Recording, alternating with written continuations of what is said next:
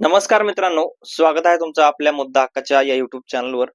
सुरुवातीला तुम्ही जर या चॅनलवर नवीन असाल तर चॅनलला सबस्क्राईब करा, कारण आपल्याच चॅनलवर आपण असेच वेगवेगळे विविध माहितीपूर्ण व्हिडिओज खास तुमच्यासाठी बनवत राहत असतो.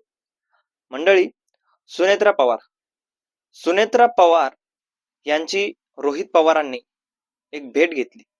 त्याच्या बातम्या टीव्हीवर आल्या आणि त्या भेटीमध्ये फाईल मग रोहित पवार घेऊन गेले आणि त्या फाईलमध्ये दादांच्या अपघाताविषयीची माहिती सांगितल्याचं माध्यमावर सांगितलं गेलं.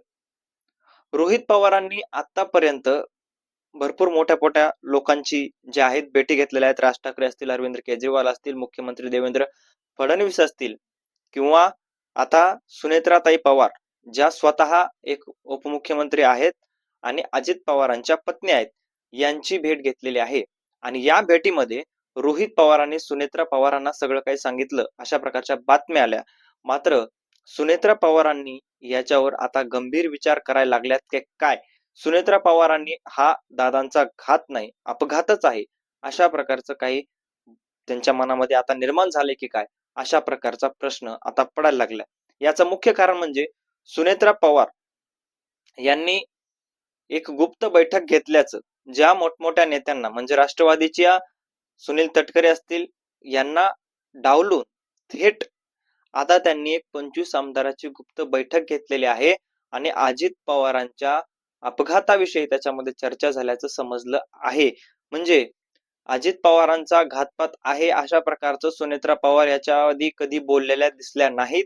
स्पष्टपणे कधी मीडियावर येऊन त्यांनी असं सांगितलं नाही की अजितदादांचा कुठेतरी घातपात झालेला आहे, कुठेतरी याच्यामध्ये चौकशी करायला हवी, सगळ्या गोष्टी समोर यायला हव्या. मात्र त्या म्हणतायत की अहवाल समोर येऊ द्या. म्हणजे अहवाल का मनानं समोर येणार आहे का अशा प्रकारचा प्रश्न याच्यातून निर्माण होतो.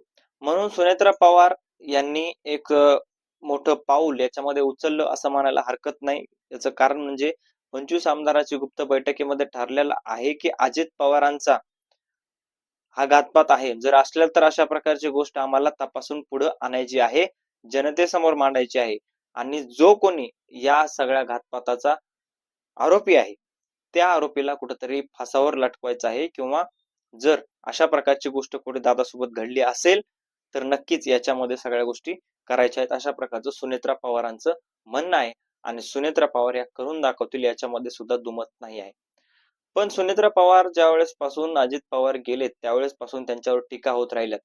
टीका काय होत राहिल्यात तर राजकारणामध्ये मुख्यमंत्री उपमुख्यमंत्री पदाची शपथ लगेचच घेणं, राजकारणामध्ये लगेच सक्रिय होणं, राजकारणामध्ये चौथ्या दिवशी फिरायला म्हणजे बाहेर दौरे करायला जाणं, या सगळ्या गोष्टीमुळे सुनेत्रा पवारांवर लोक जे आहेत ते काही ठिकाणी टीका सुद्धा काही लोकांनी केली होती.